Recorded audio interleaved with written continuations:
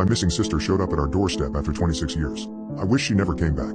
It was April 20th, 1989 when my parents, Carrie Long and Matthew Stevens, welcomed their baby girl into the world. They named her Dolores, unaware of the meaning of the name, Sorrows. Little Dolly had hazelnut brown hair and big brown eyes.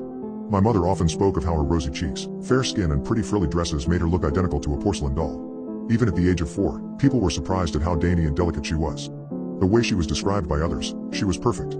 Despite her being an accidental pregnancy, my parents were no older than 15 at the time. She was considered a blessing.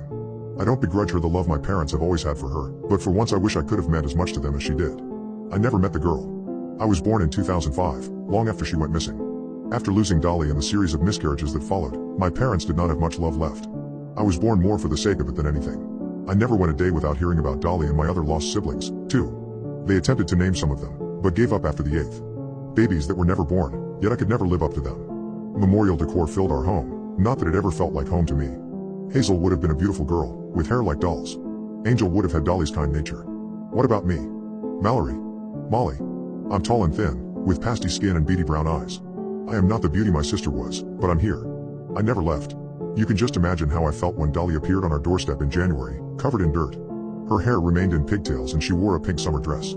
Should she not be a 30-year-old woman by now? She turned 5 on her birthday, but was 4 when she showed up. I stepped out of the house to go to school and saw her sitting in the front yard, as if she never left. I paused for a moment, thinking it was just some random girl. I went inside and got my dad, telling him there's an abandoned toddler outside. Mom was showering, unaware I just found her long-lost daughter. Oh my. Dolly. Dolly, is that you? Come to daddy, baby girl, I've missed you so much, he sobbed as he squeezed her tight. She didn't react at first, only when he pulled away, looked into her eyes and said gently, Dolly?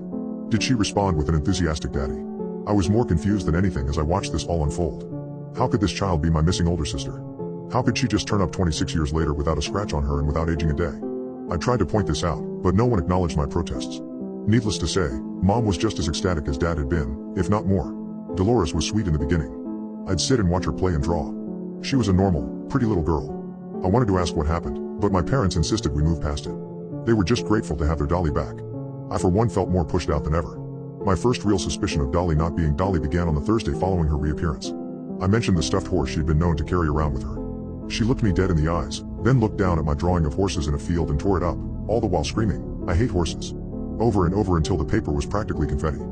She then looked up at me again and said in her not-so-sweet little voice, and I hate you. I didn't chase after her when she stomped upstairs to her bedroom. I just sat there, mouth agape, trying to process what had just happened. Up until then, we'd been having quite a nice time scribbling away with her crayons together.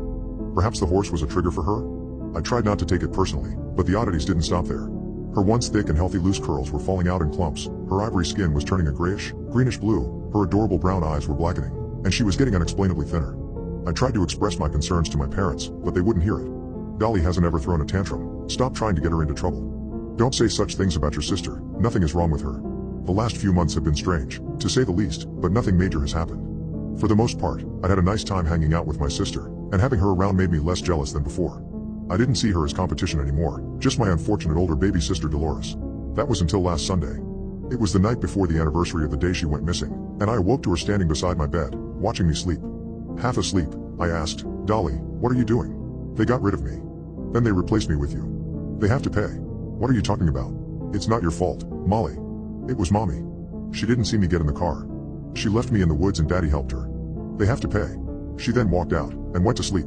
It didn't happen again and neither of us mentioned it. I began researching her disappearance. The things she said, what did they mean? I thought about how she hadn't aged and how she'd been covered in dirt when I found her. Then I thought about my mother's history of suicide attempts near the time of Dolly's disappearance. Then I thought about her unusually colored skin, her hair, and her eyes. I researched children going missing and coming back the exact same age. Dolores was one of many. All the children died mysteriously after being found, and a lot of them did some strange things before they passed. Some killed animals, family pets, siblings, family, other children their age. Or they commit arson, attacked people, or made strange art. I realized their art, actions, or weird things they said connected to their disappearances. Maggie Price was found in her backyard, 13 years after her disappearance, still a little girl, and covered in bruises. She cut her dad's hands off as he slept, before stabbing him in the throat. Their decaying bodies were found 3 days later. There were all sorts of stories like this. It occurred to me to check Dolly's drawings. Cars. Forests. Dirt. Shovels. Mom and Dad with X's for eyes.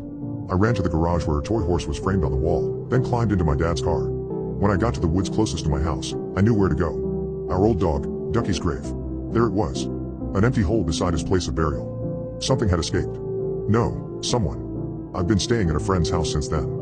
I know that I can't stop Dolores from completing her unfinished business, or I'll become part of it. I'm starting the grieving process for her and my parents now, to make it easier for myself when they die. To be honest, I'm going to miss Dolly the most.